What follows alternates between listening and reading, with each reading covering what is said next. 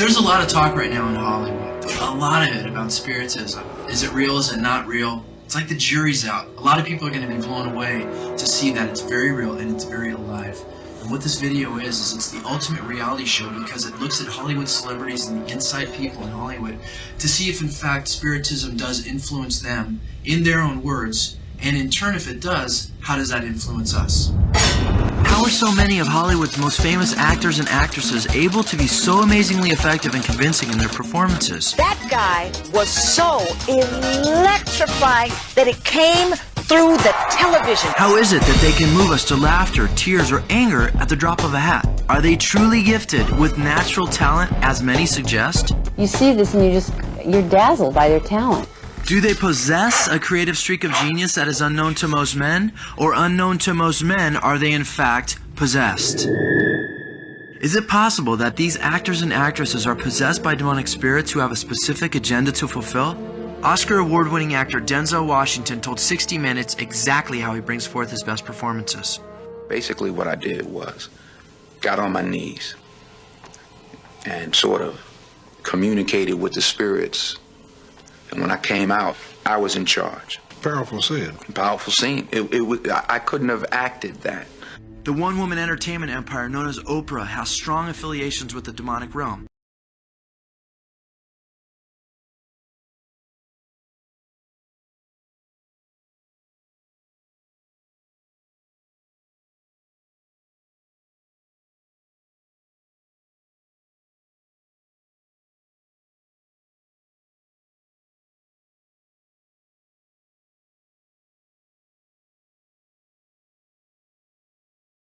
Maybe there's no devil. It's just God when he's drunk. Robin Williams, who is perhaps one of the world's most celebrated comedians, admits that he becomes possessed during his acting performances.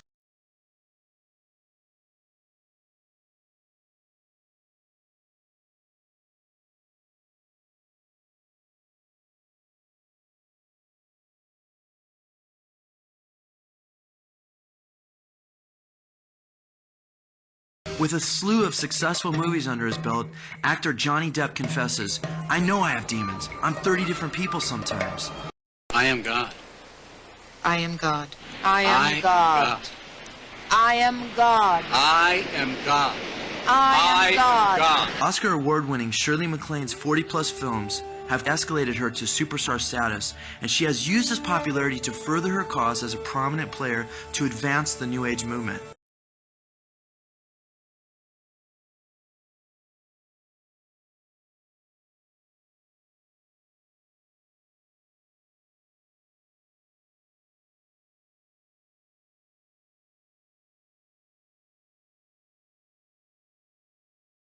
And through the philosophies of the New Age movement, the world has been launched toward this false unification at breakneck speed.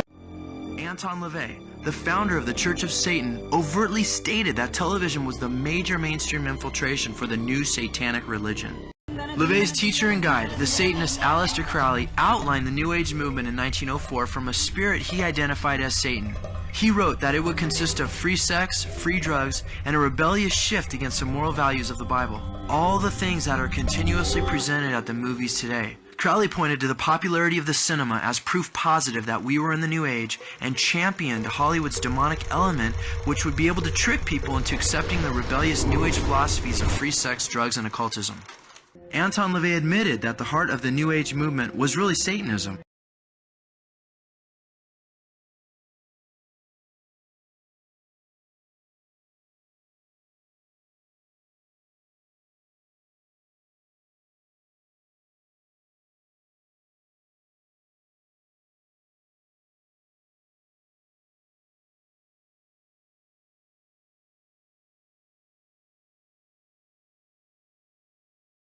Satan has duped millions of souls in dark theaters through his faithful servants. Greta Garbo was another reigning screen queen who is known as the Immortal One. Her movie The Flesh and the Devil appropriately begins with the title card. When the devil cannot reach us through the spirit, he creates a beautiful woman to tempt us through the flesh. Was Garbo opened up to the occult, and was Satan using her to draw men away from the truth? Garbo answers this question and recalls her plight during the country's strong adherence to Judeo-Christian values.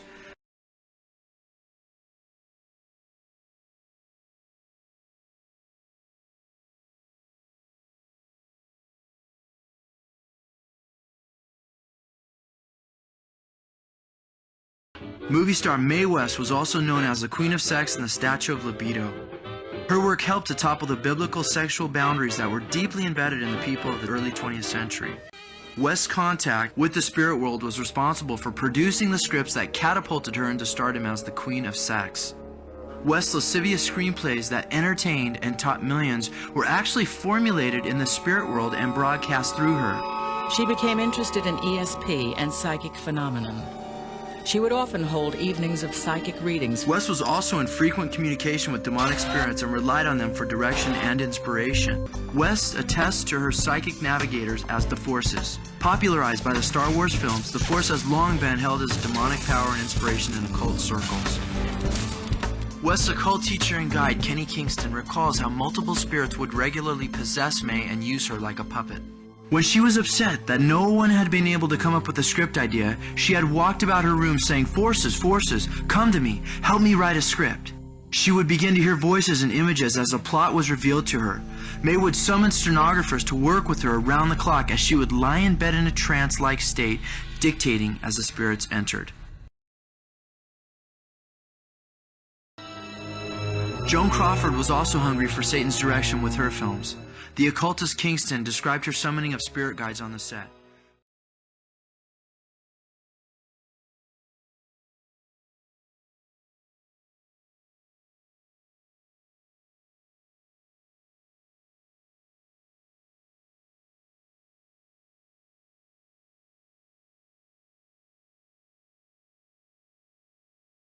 Miss Thompson, I have come to make you a gift, the most precious gift that life can offer.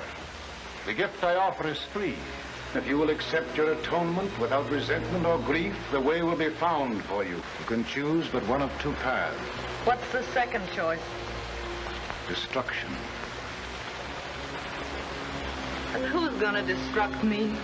Oh, no, Mr. Davis. Your God and me could never be shipwrecked. And the next time you talk to him, you can tell him this for me, that Sadie Thompson is on her way to... Crawford aligned herself with these spirits to receive their power and used her influence to draw people away from Christianity. Actress Marlene Dietrich never took a script without consulting her astrologist who had ties with the Lester Crowley.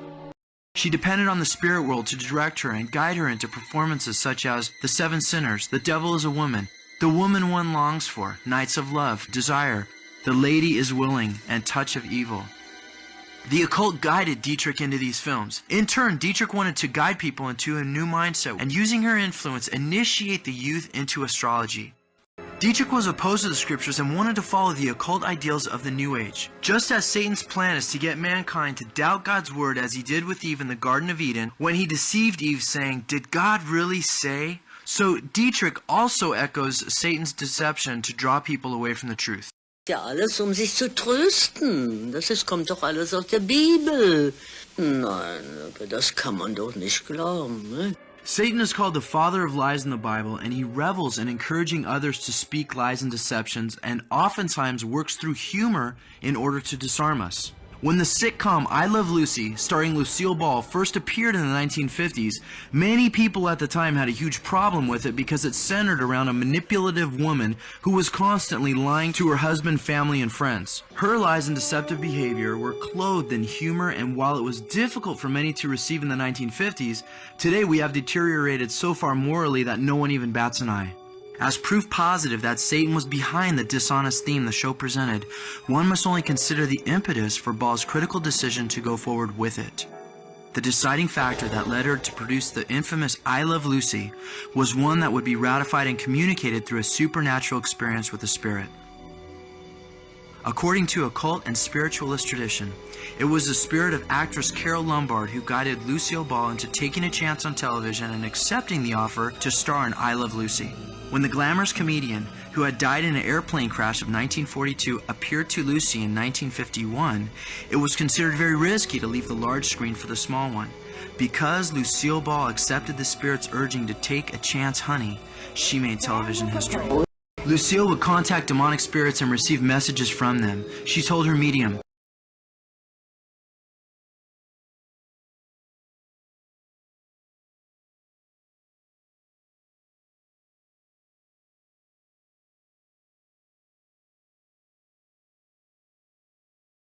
James Dean, whose acting abilities have been praised for decades, fostered a rebellious streak in an entire generation of youth. How did Dean attain the larger-than-life ability on screen? Dean was not a stranger to the occult, and his friends and acquaintances have spoken of how he would seek out the spirits of the dead to harness their power. Dean himself admitted, "I have a fairly adequate knowledge of satanic forces."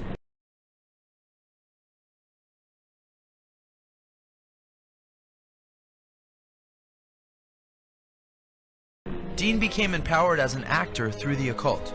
Close friend and co-star Dennis Hopper reflected on Dean's acting. He was totally transformed when the camera began to roll.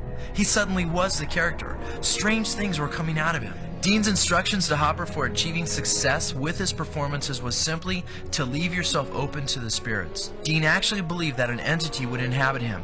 He describes it as sort of two people in the same skin, telescoping back from the other. The person inside would seem to drift up to the surface of the skin. Marilyn Monroe has been called the greatest sexual icon of the 20th century. She was the sexual icon of her particular time and became, I think, the sex star of the century. She could make you do anything in the world from that big screen. Many people in the 1950s were shocked by Monroe's behavior and sexual prowess. However, she was used as a change agent to help catapult our nation into the free sex movement of the 1960s. Monroe attributed her ability to affect the public to other entities that would inhabit her and take her over. She was known for entering into deep trances before each scene. One of Monroe's close personal psychics recalled how she would draw attention from the spirit world, asking for their guidance.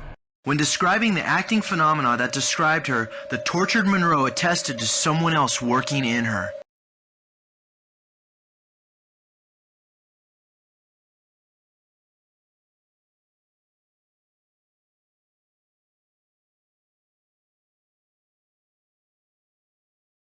When she saw a camera, any camera, she lit up and was totally different.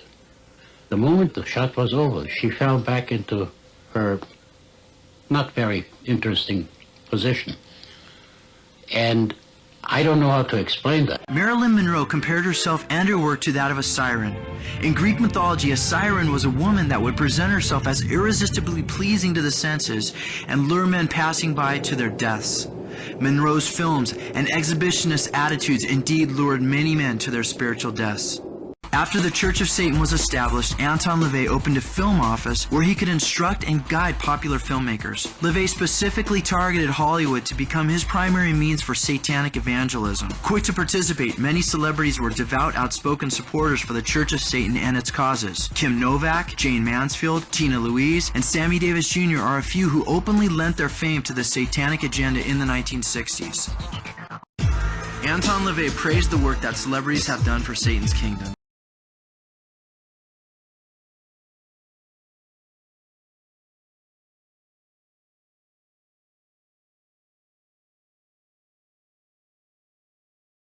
These people that have sold their souls for fame, power, and fortune are being used to push the New Age philosophies, or as what Anton LaVey refers to as the new satanic religion. Sammy Davis Jr. was a notable actor in Hollywood and most well known for his then risque Rat Pack shows. Anton LaVey declared, "Sammy Davis Jr. was a dear friend and often put himself on the line when it was professionally hazardous to do so. He brought many influential persons into the Church of Satan and shared his own personal life with me. He was a sensitive, articulate, and very satanic individual." Another actress of the 1960s was Jane Mansfield. She also enveloped herself in witchcraft and black magic and was escalated to the position of high priestess within the Church of Satan. More than anything else, Mansfield wanted success as a movie star. LaVey recalled telling Mansfield that her dreams were attainable through satanic power. "The devil has supreme power on this earth," he said. "If you want anything here, the devil can give it to you if you join him." Mansfield became one of the most popular and talked about actresses of the 1950s and 1960s. Her movies were replete with risque sex and immorality for her day. Mansfield sold out to the principles of the Satanic Bible and expressed them in her films. LaVey says, "Jane was very proud of the fact that if she liked something enough, she would commit it to memory." At the time, the Satanic Bible was still in monograph form. Jane had pored over those pages until she knew most of it by heart. Peter Sellers was a struggling actor whose career was on the rocks until he embraced demonic power. After selling his soul, he became the highest paid actor in Hollywood. Peter Sellers admits that he was possessed by the very spirits the Bible forbids when he was acting in his performances. It's rather like being a medium and laying yourself wide open and saying, I want a character to inhabit my body, or I want a spirit to take charge of me so that I can produce what I hope to produce. Replete with New Age iconography, the Star Trek shows categorically deal with issues such as telekinesis, mental telepathy, atheism, psychic phenomena, channeling, mind transference, entities cohabiting the same body, and other occult themes and ideologies that were strung throughout the series. The creator of the rage, Gene Roddenberry, is responsible for much of the current space-age mania that has become ingrained within the culture today. Not surprisingly, Roddenberry had zero regard for Christ and was dead set on establishing a new age of thought that countered Scripture with his cinema creations. In fact, Roddenberry recalled his Christian upbringing with disdain. I had never really paid much attention to the church sermon before. I was more interested in the deacon's daughter and what we might be doing between services. I listened to the sermon, and I remember complete astonishment because what they were talking about were things that were just crazy. Roddenberry bought into the New Age lie that we could become gods and expressed these thoughts through characters and stories on his shows. Roddenberry said, "It's not the Judeo-Christian God. Creating Star Trek was a very spiritual experience. It's my world. It's that divinity in us that we call God." Cosmic thoughts, gentlemen? We were speculating. Is God really out there? Maybe he's not out there, Bones. Maybe he's right here. Human heart. Well, I come from 6 feet under with a dead guy on my knee. I'm heading down to Hades for to spend eternity. The show Alpha House, and I'm running for office again, and there's a big bus, and it had like a 10-foot picture of my face on it. Just, oh. It made me want to go back to Satan worship. They started to tell my younger cousin that she was she was the real singer? Yeah, and it really upset me, so I summoned Satan, and I write about how I made it. Where do you summon Satan in the book? It's in the chapter called Eat, Pray, Love, Conjure Satan. And when I was 12 years old, I signed a deal with Satan in my room, and I was to... CBS doesn't condone this. Wait a minute. Because I wanted to get famous no matter what, and, then I forgot that I had this deal with Satan and everything, and then I got really famous. The sitcom Roseanne, starring the woman by the same name, was the nerve center for anti-Christian sentiment in the 1990s. Even worse than you thought. Well, what kind of crowd? He's not doing drugs, is he? No. He's going to church. Oh, God, no. She has engaged in automatic writing. Roseanne writes of her channeling.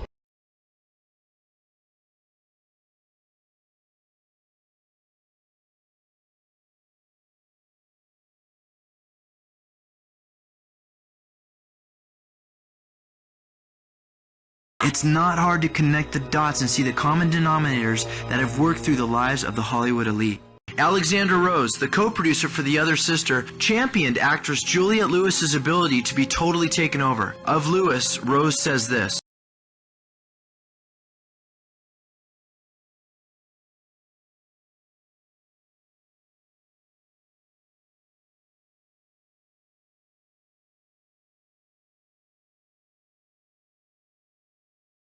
The Matrix's Keanu Reeves, who talks of having taken what he calls demon rides, says,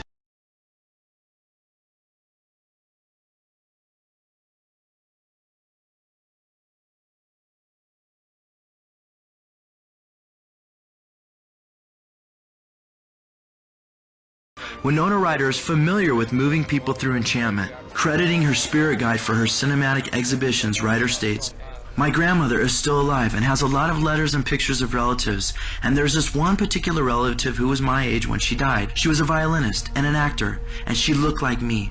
I have had this feeling for the last 8 years that she was there guiding me and helping me with my performances." Vin Diesel also seeks contact with the supernatural, having stated, "I'm going to do my best to channel the character on a spiritual level." Golden Globe and Oscar award-winning Halle Berry also has spirit guides that empower her performances to be more convincing and alluring. Berry told Oprah how she was empowered to win her Golden Globe award for her part in Dorothy Dandridge. Berry said, "There were many moments on the set when a sort of strange aura sort of took over, and not only me, but other people would say, they'd come up to me and they would say, 'She's with you today, I feel it.' And I often thought her spirit showed up to say thank you and to guide me." As you honor me, who you really honor is the eminent Dorothy Dandridge. Of his dead father, Michael Landon stated, "I felt my father's presence with me, enlightening my memories. I really heard my father speaking to me from another dimension, filling my mind with just the right words. The story came so fast and was so right. In 3 days, the script was complete." While it is true that Michael Landon did present Christian principles in his shows like Highway to Heaven presented a touchy-feely New Age God that anyone could have a relationship with without knowing Christ like the scriptures clearly state. Having endorsed on-screen homosexuality, spiritism, sexual immorality, and violence, to list a few, Leonardo DiCaprio believes himself to be a vessel put on earth for acting. Vessels are meant to be filled, and DiCaprio has opened himself up to evil spirits for this purpose. As Agnieszka Holland, DiCaprio's director in Total Eclipse, explains it, Leo's like a medium. He opens his body and his mind to receive messages coming from another person's life. DiCaprio's director, Baz Luhrmann, stated that with Leo, you might see 30 people come out of him in a day. Oh, what's this? My poor Matilda. Don't be upset, don't cry. This is a bad dream. One day I'll wake up, love Paul. Nice, was it? Here are the nominees for Best Actor in a Motion Picture, Musical or Comedy. And the Golden Globe goes to Christian Bale for Vice.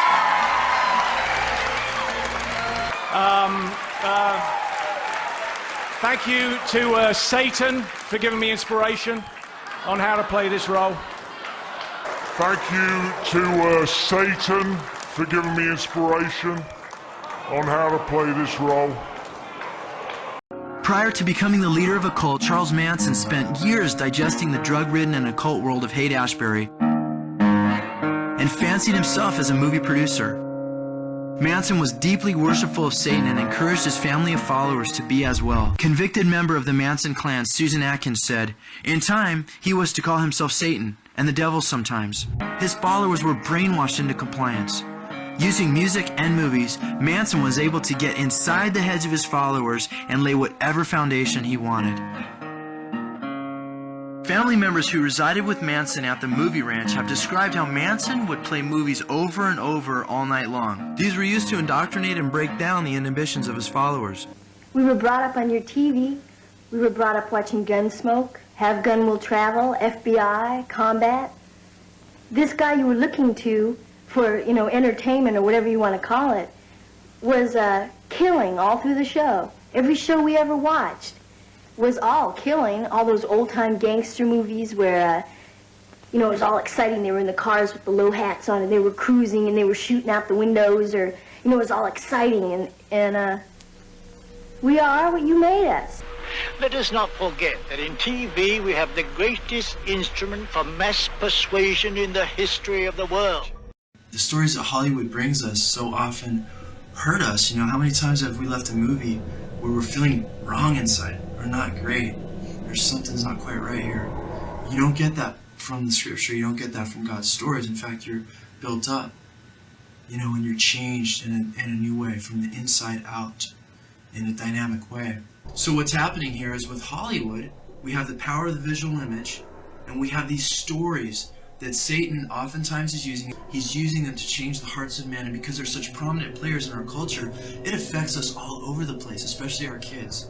Madonna said that she thought MTV and television was poison. So now the question that's begged is, well, wait, why are these people that are so influential in the media, why will they not allow their kids to be corrupted, but be such prominent players in corrupting ours? It's no mystery that Hollywood peddles adult material to children. Now let's see how this spoon-fed material has affected them. You've heard one insider describe how the Hollywood machine marketed his R-rated movie to an audience too young to go see it. What movie did you see? American Pie. I saw American Pie. American Pie 2. American Pie. American Pie. I'm 15. 14. 15. 13. 12. 12. 13. Who wants me to touch Amber? Oh, yeah! I love lesbians. They're great. Two girls are lesbians. The lesbian scene. That's hilarious. Not surprisingly, Harry Hay, who's the founder of the modern gay movement, was a follower of Aleister Crowley. He was also an actor who wanted to utilize the power of Hollywood celebrities in order to unlearn and destroy 2,000 years of Christianity and introduce Crowley's satanic philosophies regarding homosexuality and pedophilia to the unsuspecting public. Mr. Hay's plan has been working brilliantly. Sexual freedom is something we feel is very important. As a necessary requisite of the Satanic Church. It's hard to understand if you hadn't lived before that time what a major impact that freedom of a point of view did to people's brains. You say, wait a minute, then there are no rules here. Parents, we need to guard our children now more than ever from these kidnappers of the mind and heart who smuggle death into their lives without remorse. You bet your lily white livers I'm the Flying Dutchman. And I'll let you in on a little secret. I'm going to steal your soul. Even the one who claims to be the representative for Satan on this earth, Anton LaVey, proactively guards his son. When he was asked if he let his son watch TV, LaVey replied, no. He can when he's old enough, if he goes into it warned. He's the young wizard in training who's conjured up an international phenomenon. For now, Harry Potter has the world under his spell. And from the looks of things, that's not going to change anytime soon. He's brave and adventurous. And he doesn't care what people tell him to do. Harry's friendly. Harry's not scared of anything. Harry Potter is braver than anyone I've ever met. Harry's amazing. Frighteningly, Satan's doctrines are taking root because people are not guarding themselves or their children against the schemes of the devil. Wicked. LaVey tells us how late in the game it is with our kids. He says, there's no need for pacts with the devil anymore. These kids are already aligned with satanic forces. All kinds of people are witches. There are lawyers, doctors, nurses, school teachers, every walk of life. Raven Munani, owner of the store Raven's Flight and herself a practicing witch, credits the 1996 movie The Craft for inspiring young women to explore the world of witches. I get a lot of teenage girls in here. You can always tell when The Craft has been on TV because we get a big influx of girls looking for supplies. So it's so critical that we raise the kids. Not these Hollywood insiders, not these people that decide what they should believe and not believe. It's critical that we set the bar for the kids, and we instruct them the way the Lord would have us instruct them. Natalie Portman states the obvious. Films have a big influence on young people. Oh, movies are important and they're dangerous because it's, you go into a little dark room and become incredibly vulnerable. They can completely misshape you. And Kristen Johnson of NBC's Third Rock from the Sun states, I know I'm biting the hand that feeds me, but TV can really suck the brains right out of your body. If those who control and run the media machine admit that they clearly influence how we think, act, and what we aspire to, should we not be more careful to make sure that these influences positively glorify God in our lives and to responsibly censor and omit those that do not? The book of Proverbs states, guard your heart with all diligence, for from it flow the issues of life. These were just nose-thumbing movies. They are there to thumb their nose at your values, saying, we don't care if you like us, we don't like you. Are we stupid as they claim, and do we sell out our lives and the lives of our children to people who admittedly don't like us and knowingly destroy our souls? David Putnam, producer of Chariots of Fire and The Mission, confessed, movies are powerful, good or bad, they tinker around inside your brain. They steal up on you in the darkness of the cinema to form or conform social attitudes. In short, cinema is propaganda. Demons have excessively introduced wasting doctrines of spiritual refuse that people have no idea that they're even receiving. Dr. Eric Pepper, a researcher who has conducted extensive studies on the influence of film, draws attention to his observations and that we do process what we see. How many movies and shows really say the same things over and over in different ways to us? That you can live as you want, be it free sex, drugs, exalting yourself above others. That life's problems can be worked out without God, or that there is no God. Jesus! I'll say it again! Jesus! People have this mistaken notion that the Hollywood system has principles, morals, or values. It doesn't. It doesn't. And now they're becoming less and less discreet. This is the reality of Hollywood behind the scenes. Here's a quote from Irving Shulman, a 20th century screenwriter. He said this on page 387 of his autobiography Valentino. A community as superstitious as Hollywood, where omens, signs, tokens, the casting of bones, the reading of tea leaves, crystal gazing, tarot cards, palmistry, phrenology, and the opinions of soothsayers, conjure women, and cross-eyed humpbacks were taken seriously, end quote. And I'm sure they still are taken seriously. Has your favorite actor, actress, producer, director, or screenwriter sold their soul? There's a good chance that they have. Alan Alda, an actor, director, and screenwriter, once said that there's plenty of money to be made for actors in Hollywood, but you also lose your soul. Is watching TV a sin? Not necessarily. Is watching movies a sin? Not necessarily. But we must be careful about what we specifically watch, because little by little, shows and movies implant things and ideas in our mind that may lead us to sin from people who have dedicated their lives to sin and free morality and witchcraft and spiritism and demonic possession and Satanism, as we have seen in this video. It may not happen at that moment, but little by little, our morality is being affected by what we watch.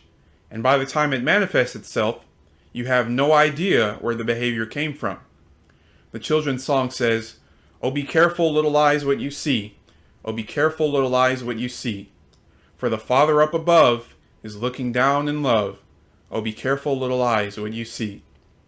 I posed this question before, and I'll ask it again. If Jesus were sitting right next to you, would you still watch that show? Would you still watch that movie? Again, Proverbs 4:23 says, "Above all else, guard your heart, for everything you do flows from it." This is essential because we have an enemy who wants nothing more than to see our destruction. We are in a spiritual battle, and one of Satan's weapons is Hollywood. So guard your heart, for everything you do flows from it.